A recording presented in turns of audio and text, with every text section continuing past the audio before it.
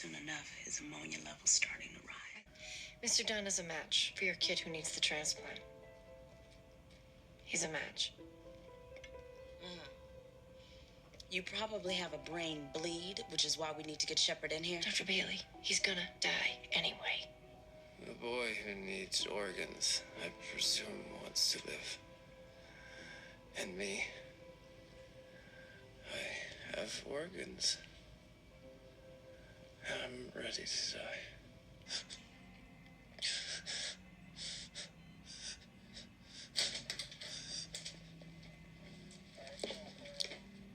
Tell me you paid Shepard. He wants to die. Meredith, what? He's gonna die anyway, in a few days. And if he dies here, we can donate his organs to the 10-year-old who's gonna die down the hall. And Derek won't allow it. So no, I didn't page him. And I hope you won't either.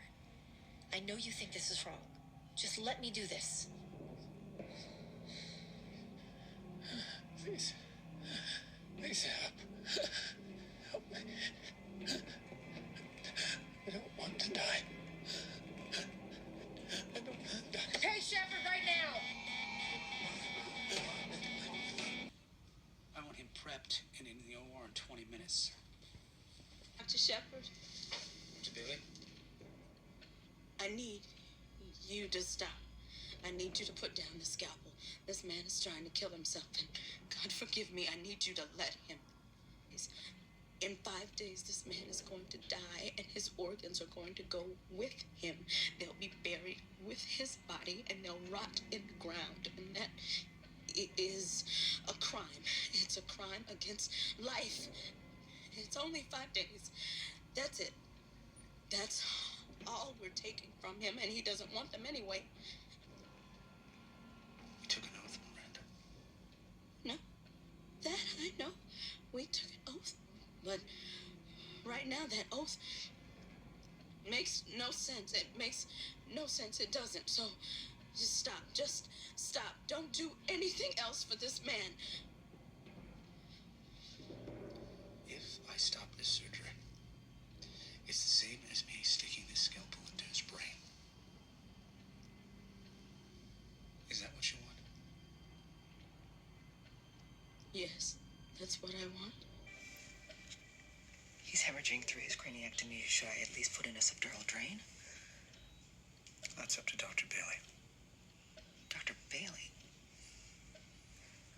Dr. Bailey should have put in a drain? No. There's a lot of bleeding. We should really do something soon. I am aware of that, Dr. Yang. Sir, really soon.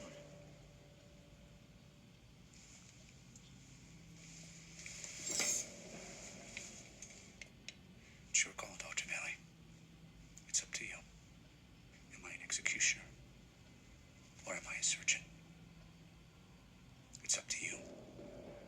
It's your call.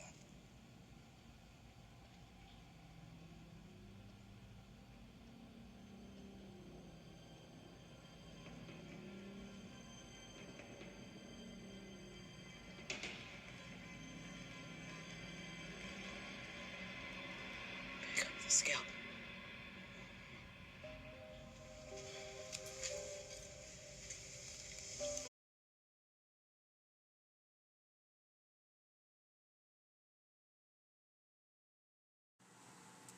Assessment. Jackson, the little boy, needs a new liver or he will die soon. The serial killer is a match for the child and originally tells Meredith that he wants to die and give the boy his organs. Without a brain surgery, the serial killer is going to die. However, he is also sentenced for execution in 5 days. This episode presents an ethical dilemma regarding patient capacity, organ transplantation, and the rights of prisoners to make healthcare decisions. If we were the physicians on this case, we would assess if the serial killer should be allowed to choose to die and donate his organs. Other information that would help us to make our decision about this case would be information on death row prisoners and their rights to making decisions regarding their health care. We would also want to know more about his capacity because he has a brain bleed and seems indecisive. We would be sure to communicate with the patient or a surrogate throughout the case to ensure that the patient's wishes were being respected.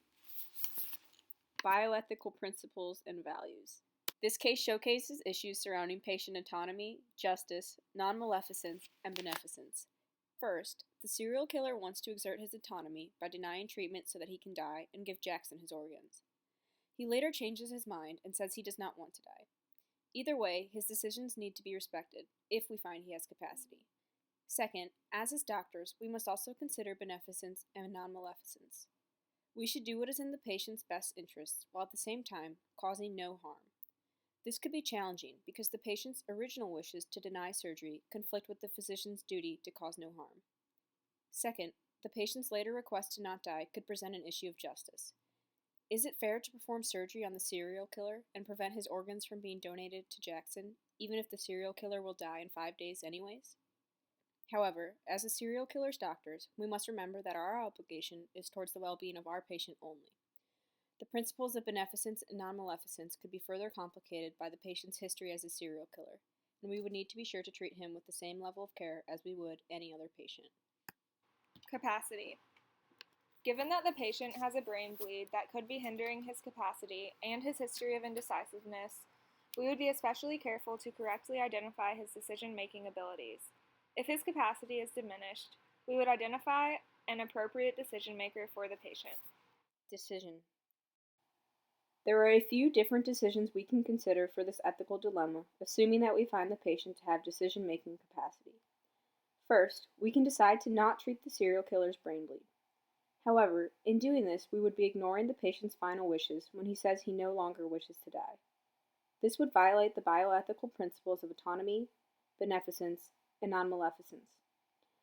Our other possible decision would be to treat the patient once he says that he no longer wishes to die. This is the decision that we would make.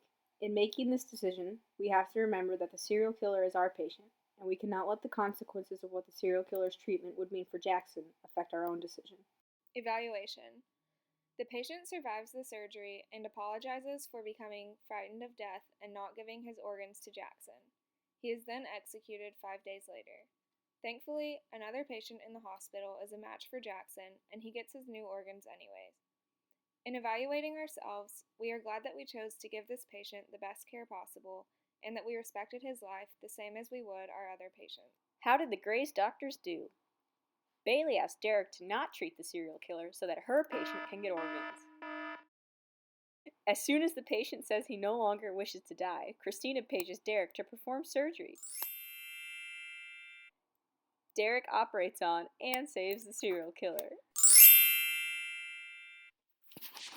The Gray's doctors also violated ethical principles regarding organ transplantation. Namely, the physician of the patient needing a transplant should not be involved with the treatment of the donor. This can create a conflict of interest and bias. Therefore, Dr. Bailey should not have been involved in both Jackson's and the serial killer's treatments. Another ethical component of organ transplants is that the decision to donate should not hasten a patient's death.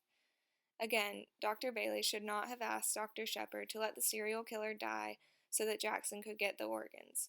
She made the right decision in the end when telling Derek to pick up the scalpel. When patients are deciding to become organ donors, it is important that they are able to make the decision without any conflicts of interest. In this case, if the serial killer had decided to refuse surgery and donate his organs, we would be concerned that the serial killer's motive for donating his organs was not solely pure altruism. Because he is set to die in the prison, he may see a hospital death as more favorable, which could be affecting his decision. In summary, the Gray's doctors violated many ethical guidelines concerning organ transplantation.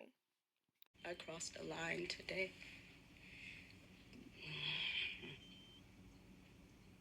I crossed a line.